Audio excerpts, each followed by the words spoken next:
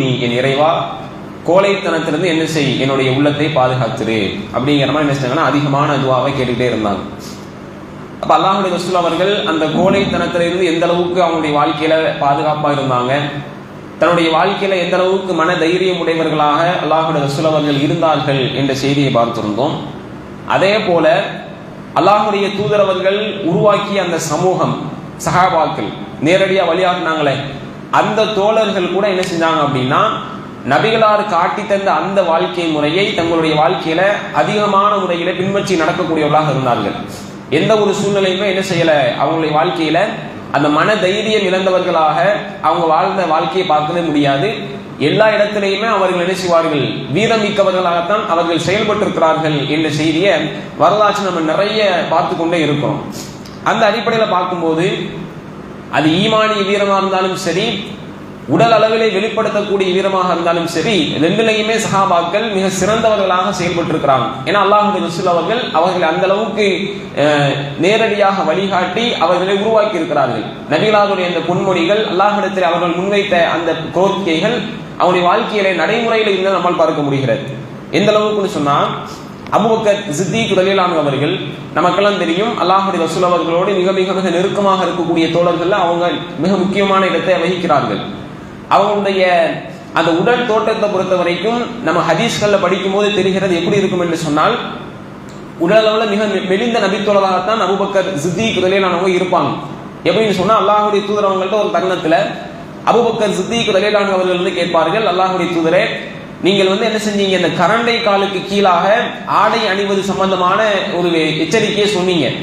யார் வந்து கரண்டை காலுக்கு கீழாக ஆடை அணிகிறார்களோ அவங்க உள்ளத்துல என்ன செய்யும், பெருமை வந்துடும், நாளை மறுமையில அவங்களை அல்லாஹ் நேசிக்க மாட்டான், ஏறெடுத்தும் பார்க்க மாட்டான் அப்படிங்கிற மாதிரி ஒரு எச்சரிக்கையை சொன்னீங்க. ஆனா நான் என்ன செய்யல, என்னுடைய ஆடை வந்து கரண்டை காலுக்கு கீழாக போகணும் அப்படிங்கிறத நான் விரும்பவே இல்லை. ஆனா என்னுடைய அந்த மெலிந்த உடல் தோற்றத்தின் காரணமாக என்ன செய்யப்படுகிறது, என்னுடைய ஆடை கீழே இறங்கி விடுகிறது அப்படிங்கிற மாதிரி ஒரு செய்தியை சொல்லுவாங்க. அப்ப இதுல என்ன விளங்குது அப்படின்னா, அந்த அளவுக்கு அவங்களுடைய உடல் தோற்றம்ங்கிறது நீங்க மெலிந்த உடல் தோற்றம் முடிவுகளாக அவங்க இருப்பாங்க அப்படிங்கிறத விளங்குது.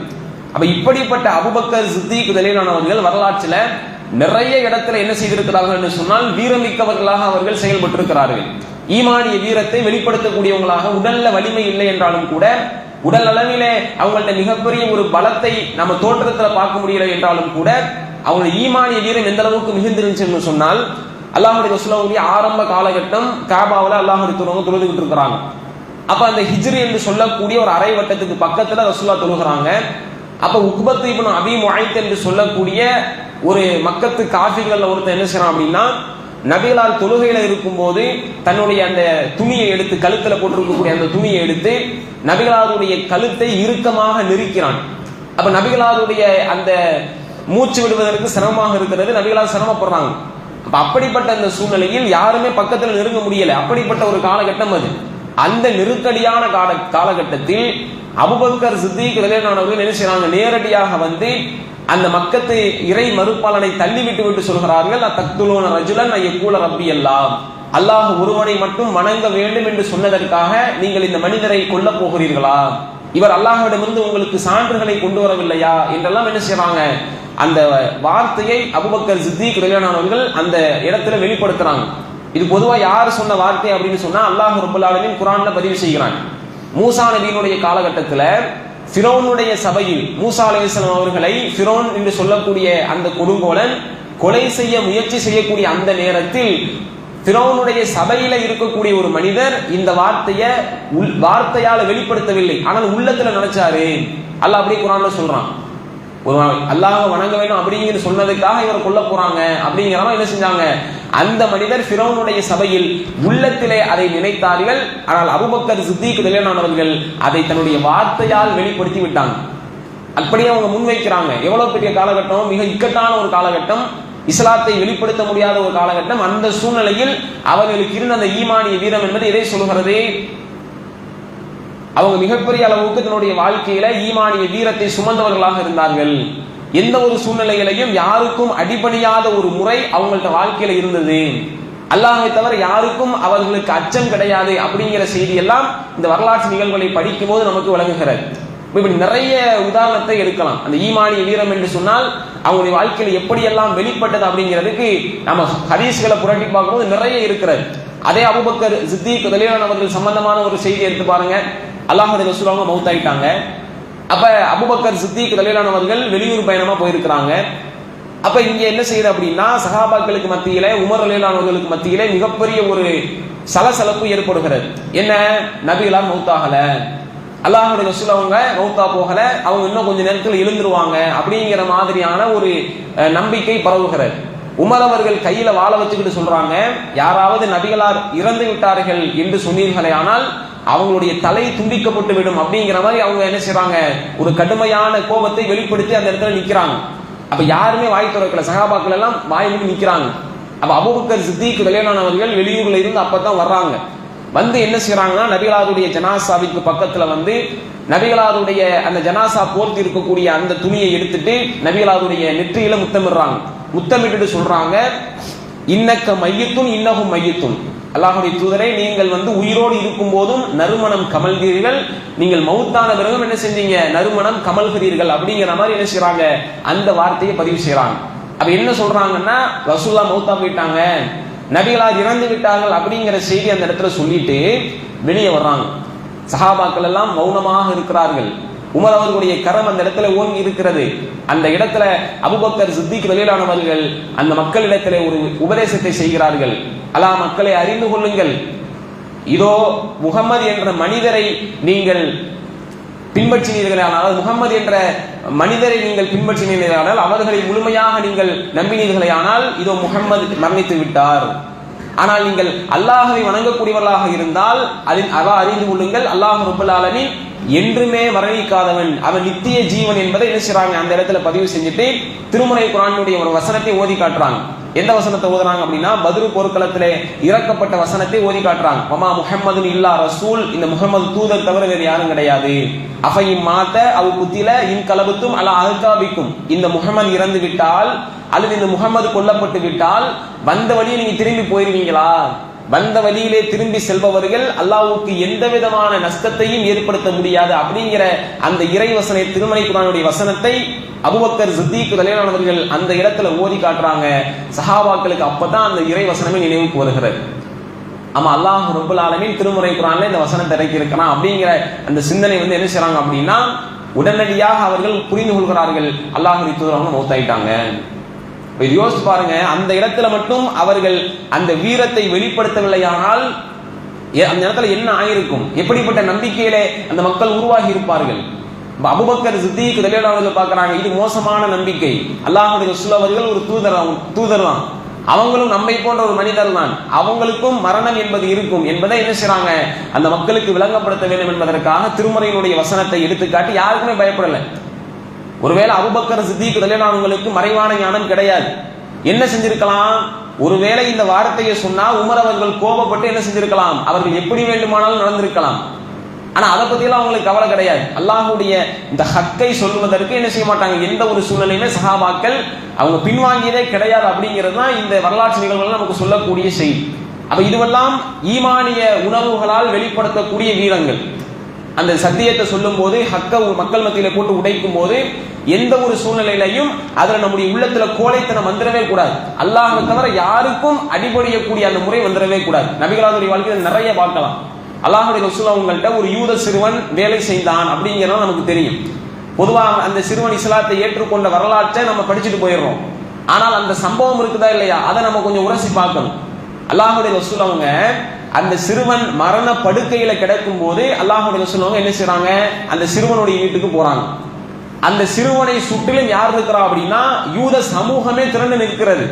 யூத சமூகத்தை பொறுத்த வரைக்கும் நமக்கெல்லாம் தெரியும், இஸ்லாத்திற்கு மிக மிக மிக பங்கம் விளைவிக்கக்கூடிய ஒரு சமூகம். அன்றைய காலகட்டத்திலிருந்து இன்னைக்கு வரைக்கும் அவன் அப்படியே தான் இருக்கிறான், எந்த மாற்றத்தையும் அவன் சந்திக்கல. இஸ்லாத்தை அழிக்க வேண்டும், இஸ்லாமியர்களை அழிக்க வேண்டும் என்பதில் யூதர்கள் மிக முக்கியமான இடத்துல இருக்கிறார்கள். அப்படிப்பட்ட அந்த யூத சமூகமே அந்த துக்ககரமான அந்த நேரத்தில், அந்த சிறுவனுடைய அந்த மரண நேரத்தில் சூழ்ந்து நிற்கிறது. அல்லாஹ்வுடைய ரசூல் அவங்க போறாங்க. சொற்பத்திலும் சொற்பமான நபித்தோழர்களை அழைத்துக் கொண்டு அல்லாஹ்வுடைய ரசூல் அவர்கள் அந்த சபைக்கு போய், அந்த சிறுவனுடைய வீட்டுக்கு போய் அந்த சிறுவனுடைய பக்கத்துல உட்கார்றாங்க. உட்கார்ந்து சொல்றாங்க, அஸ்லிம், நீ இஸ்லாத்தை ஏற்றுக்கொள், களிமா சொல்லிடு. ஒரு யூதனுடைய கொள்கை நீ மௌத்தா போகக்கூடாது அப்படின்னு நினைச்சாங்கன்னா அல்லாஹ்வுடைய ரசூல் அவர்கள் அந்த சிறுவனிடத்தில் முன்வைக்கிறார்கள். அந்த சிறுவன் தன்னுடைய பெற்றோரை பார்க்கலாம். அந்த பெற்றோர் சொல்றாங்க, சொல்லிடு, முகமது சொல்றதை சொல்லிடு. உடனே அந்த சிறுவன் அஷ்ஹது அல்லா இலாஹ இல்லல்லாஹு வ அன்ன முஹம்மது ரசூலுல்லாஹ் என்ற திருக்கலிமாவை மொழிந்து அவங்க இஸ்லாத்திற்கு வந்தார்கள். நாளை மறுமையிலே அல்லாஹ்விடத்திலே சுவனத்திற்கு தகுதியான அந்த சிறுவனாக அந்த சிறுவன் மரணித்தார்கள் என்ற செய்தியை நம்மால் பார்க்க முடிகிறது. அப்படி யோசிச்சு பாருங்க, சூழ்நிலை எப்படி இருக்கும். மிக மிக மிக மோசமான ஒரு சமூகம். அந்த இடத்தில் அவர்கள் எப்படி வேண்டுமானாலும் நடந்திருக்கலாம். அதை பற்றியெல்லாம் அல்லாஹ்வுடைய ரசூல் அவங்க கவலைப்பட்டதே கிடையாது. அல்லாஹ்வுடைய ரசூல் அவருடைய உள்ளத்தில் இருந்த ஒரே ஒரு உணர்வு என்ன தெரியுமா? சத்தியத்தை சொல்லும் போது அதற்கு துணையாக இருப்பவன் வல்ல இறைவன். அந்த ஒரு உறுதி அல்லாஹ்வுடைய ரசூல் அவங்கள்ட்ட மிக மிக உறுதியாகவே இருந்தது. அதன் வெளிப்பாடு அவங்களுடைய வாழ்க்கையில எல்லா சூழ்நிலையிலுமே அவர்கள் வீரமிக்கவர்களாகத்தான் திகழ்ந்திருக்கிறார்கள். நீங்க திருமறை குர்ஆன் நெடுகிலும் எடுத்து பார்க்கும் போது நிறைய நபிமார்களுடைய வரலாற்றை அல்லாஹ் சொல்லிக்கிட்டே வர்றான். அதுல இப்ராஹிம் அலைஹிஸ்ஸலாம் அவர்களுடைய வரலாற்றை அல்லாஹ் சொல்லுகிறான். அவருடைய வீரத்தை எல்லாம் நம்ம ஒப்பிட்டு பார்க்கும்போது சுப்ஹானல்லாஹ் அந்த அளவுக்கு இந்த கொள்கையை மக்கள் மத்தியிலே கொண்டு போய் சேர்ப்பதற்காக அவ்வளவு வீரமிக்கவங்களாக செயல்பட்டிருக்கிறாங்க. ஒரு மிகப்பெரிய ஒரு மன்னர், பொதுவாக ஒரு மன்னர்கிட்ட போய், ஒரு ஆட்சி பீடத்தில் இருக்கக்கூடிய மனிதர்கிட்ட போய், அதிகாரத்தில் இருக்கக்கூடிய மனிதர்கிட்ட போய் எல்லா விஷயத்திலையும் ரொம்ப கட்டன் கரெக்டான பேச முடியாது. என்ன செய்வோம்? அவர் பெரிய அதிகாரத்தில் இருக்கிறாரு, ஆட்சியில் இருக்கிறாரு, அவருக்கு ஏற்ற மாதிரி நம்ம என்ன செய்யணும், சில விஷயங்களை அட்ஜஸ்ட்மெண்ட் பண்ணி தான் போகணும். அப்படிங்கிற காலகட்டத்தில் இன்னைக்கு நாம வாழுகிறோம். நம்முடைய வாழ்க்கையை அப்படித்தான் அமைச்சுக்கிறோம். எல்லா இடத்துலையும் போய் நம்ம பேசுறோம். ஒரு பெரிய அதிகாரி இருக்கிறாரு, அவர்கிட்ட போய் கட்டன் கரெக்டா பேசிட முடியுமா? பேசிட முடியாது. அதுல சில அட்ஜஸ்ட்மெண்ட், வார்த்தையில சில நெளிவு சுழிவுகளை ஏற்படுத்தி என்ன செஞ்சிருவோம், அந்த இடத்துல நம்ம பேசிட்டு வந்துருவோம். ஆனால் இப்ராஹிம் அலைஹிஸ்ஸலாம் அவர்கள் மிகப்பெரிய மன்னர். அந்த மன்னர்கிட்ட போய் சொல்றாரு, அல்லாஹ்வை பற்றியும் அவனுடைய மார்க்கத்தை பற்றியும் அந்த மன்னர்கிட்ட எடுத்து சொல்லும் போது அந்த மனிதன் அந்த மன்னர் சொல்றாரு, உன்னுடைய இறைவன் உயிர் கொடுப்பவன், மரணிக்க செய்கிறவன் என்று நீ சொல்கிறாயே, அதை நானுமே செய்வேன். என்ன செய்யறான் அப்படின்னா, ஒரு உயிரோடு இருக்கக்கூடிய மனிதனை கூட்டிட்டு வந்து அவனை 2 கூறாக பிளந்து போட்டு சொல்கிறான், இதோ இவனுக்கு நான் மரணத்தை கொடுத்து விட்டேன். அதே நேரத்தில் ஒரு மரண தண்டனை விதிக்கப்பட்ட ஒரு கைதியை கூட்டிட்டு வந்து இவனை நான் மரண தண்டனையிலிருந்து விடுவித்து இவனுக்கு நான் உயிர் பிச்சை கொடுக்கிறேன், எனவே நானும் உயிர்ப்பிப்பேன். அப்ப என்னாலும் உயிர்ப்பிக்க முடியும், என்னாலும் மரணிக்க செய்ய முடியும் அப்படிங்கிறத அந்த மன்னன் சொல்லுகிறான். அந்த இடத்துல இப்ராஹிம் அலைஹிஸ்ஸலாம் அவர்கள் சொல்லுகிறார்கள், அப்படியா, என்னுடைய இறைவன் எப்படிப்பட்டவன் தெரியுமா? என்னுடைய இறைவன் சூரியனை இன்னல்லாஹ யஹ்தி பிஷம்ஸி மினல் மஷ்ரிக், சூரியனை கிழக்கு திசையிலிருந்து கொண்டு வர்றான். ஃபஹ்தி பிஹா மினல் மக்ரிப், உன்னால் முடிந்தால் மேற்குல இருந்து கொண்டு வா பார்க்கலாம் அப்படிங்கிற மாதிரியான வார்த்தையை முன்வைக்கிறாங்க. ஃபபுஹித்தல்லதி கஃபர், கேள்வி கேட்டவன் வாயை அடைத்து போனான் அப்படின்னு அல்லாஹ் குர்ஆன்ல சொல்லி காட்டுறான். எப்படிப்பட்ட ஒரு வீரம் என்று பாருங்கள்.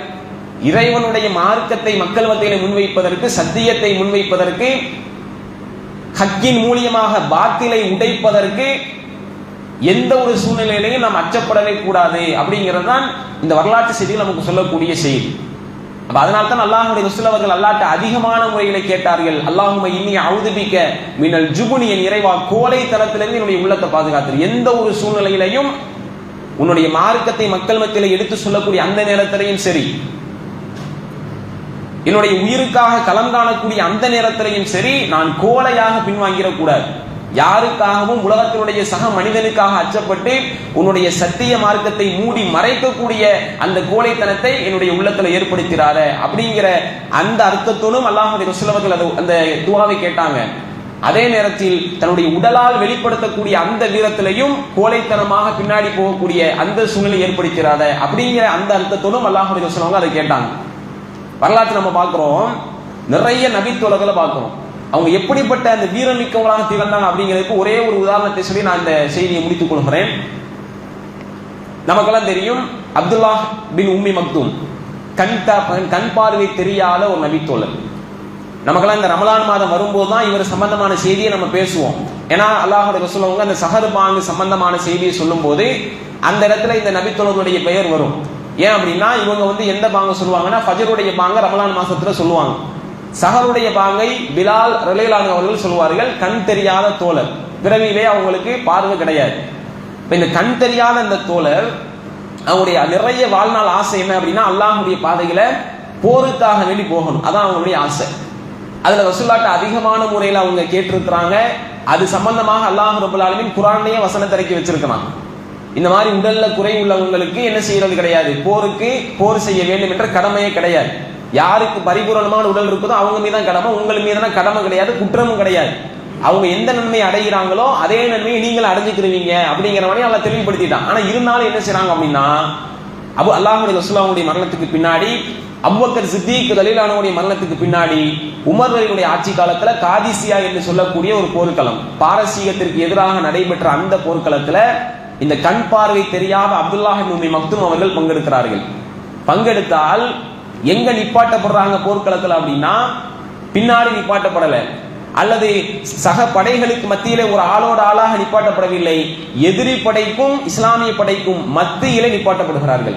கையில இஸ்லாமிய கொடியை ஏந்தியவங்களாம் என்ன செய்றாங்க, நடுவுல படை தளபதியாக நிப்பாட்டப்படுகிறார்கள். அந்த போர்க்களம் எப்படி என்று சொன்னால், பாரசீகத்திற்கு எதிராக நடைபெற்ற போர், மிகப்பெரிய யானை படைகள் உள்ளே நிற்கிறது. யானை படைகளை எதிர்த்து போர் செய்யக்கூடிய அந்த போர்க்களத்தில் அந்த இஸ்லாமிய படைக்கும் எதிரி படைக்கும் மத்தியிலே நிப்பாட்டப்பட்டு அந்த போர்க்களத்தை சந்திக்கிறார்கள். அந்த போர்க்களத்தில் மிகப்பெரிய அளவிலே அவர்கள் போராடி ஷஹீதாகிறார்கள். இஸ்லாமிய குடி கடைசி வரைக்கும் மண்ணில் விழவே இல்லை. தன்னுடைய நெஞ்சின் மீது சுமந்தவங்களாகத்தான் என்ன செய்வாங்க, இந்த அப்துல்லாஹ் இப்னு உம்மி மக்தும் அவர்கள் தன்னுடைய மரணத்தை சந்திக்கிறார்கள் என்ற செய்தியை நம்ம ஹதீஸ்ல பார்க்கிறோம். எப்படிப்பட்ட ஒரு வீரம் என்று பாருங்கள். கண் பார்வையே இல்லை, எதிரிகள் எப்படி வந்து அடிப்பாங்க, எந்த திசையிலிருந்து அடிப்பாங்க அப்படிங்கிறதே தெரியாது. ஆனால் அப்படிப்பட்ட அந்த நேரத்தில் கூட அவங்க அந்த போர்க்களத்தை சந்தித்து அதிலே மிகப்பெரிய அளவிற்கு தன்னுடைய பங்களிப்பை செலுத்தி அவர்கள் அல்லாஹ்விடத்தில் உயர்தரமான அந்த அந்தஸ்தை அவர்கள் பெற்றிருக்கிறார்கள் என்று சொன்னால், இப்படிப்பட்ட ஈமானி வீரம் வர வேண்டும். இஸ்லாமிய மார்க்கத்தை பொறுத்த வரைக்கும் நீ வந்து அநீதிக்கு போய் துணையான் இல்லை அப்படின்னு எந்த ஒரு சூழ்நிலையுமே சொல்லாது. நீ வாண்டடா ஒருத்தனை வம்பு கிழித்து அவனை போட்டு இழுத்து அடிச்சு போடு அப்படிங்கிற எல்லாம் மார்க்கம் சொல்லவே கிடையாது. ஆனா அநீதிக்கு எந்த ஒரு சூழ்நிலை நீ போய் துணையா நிற்காத. ஆனா உனக்கு ஒரு அநீதி என்று சொன்னால் பின்வாங்கி ஓடிடாது. உன்னை 4 பேர் சேர்ந்து அடிக்க வரான், உன் மீது தவறே கிடையாது, நீ எதுக்கு பயந்து போற? அப்படிப்பட்ட அந்த கோழைத்தனத்தை உன்னுடைய வாழ்க்கையில நீ செயல்படுத்தாத. ஒரு இஸ்லாமியன் என்று சொன்னால் ஒரு வீரமிக்கவனாக இருக்க வேண்டும். அநீதிக்கு எதிராக களம் காணக்கூடிய அந்த சூழ்நிலையிலும் சரி, தனக்கு ஒரு ஆபத்து என்று வரக்கூடிய அந்த சூழ்நிலையும் சரி, இது சட்டமே அங்கீகரிக்கிறது. தற்காப்புக்காக என்ன செய்யலாம், நாம திருப்பி அடிக்கும் போது அது சட்டப்படியும் குற்றமாக. அப்படிப்பட்ட அந்த வீரத்தை இஸ்லாமிய மார்க்கமான நமக்கு அதிகமாக முன்வைக்கிறது. அந்த வீரமிக்கவர்களாக வாழ வேண்டும் என்ற பிரார்த்தனை அல்லாஹ்ட்ட அதிகமாக கேளுங்கன்னு சொல்லுது. அல்லாஹும்ம இன்னி அஊது பிக்க மினல் புஹ்லி வல் ஜுபுன், யா அல்லாஹ் கோழைத்தனத்திலிருந்து பாதுகாப்பு கொடுன்னு அல்லாஹ்வுடைய ரசூல் முதலாவதாக கேட்டாங்க. அடுத்து கஞ்சத்தனத்திலிருந்து பாதுகாப்பு கொடுன்னு கேட்கிறாங்க. அப்ப இப்படிப்பட்ட இந்த கோழைத்தனத்திலிருந்து அல்லாஹ்விடத்தில் அதிகமான முறையில் நம்முடைய உள்ளத்தை பாதுகாக்குமாறு அல்லாஹ்ட்ட அதிகமான முறையில் துஆ செய்ய வேண்டும். அல்லாஹ்வுடைய ரசூல் அவர்கள் எப்படிப்பட்ட ஈமானிய வீரத்தையும் எப்படிப்பட்ட ஒரு உடலால் வெளிப்படுத்தக்கூடிய வீரத்தையும் அல்லாஹ்வுடைய ரசூல் தன்னுடைய வாழ்க்கையில செயல்படுத்தினாங்களோ, அப்படிப்பட்ட ஈமானிய வீரமுக்க மனிதர்களாக நம்முடைய வாழ்க்கையில நாமும் வாழ்ந்து மன்னிக்கக்கூடிய ஒரு பாக்கியத்தை வல்ல இறைவன் நம் அனைவர்களுக்கும் தர வேண்டும். வாஹிர் தவானா அல்ஹம்துலில்லாஹி ரப்பில் ஆலமீன். சுப்ஹானக்கல்லாஹும்ம பிஹம்திக அஷ்ஹது அல்லா இலாஹா இல்லா அன்த அஸ்தக்ஃபிருக வ அத்தூபு இலைக்.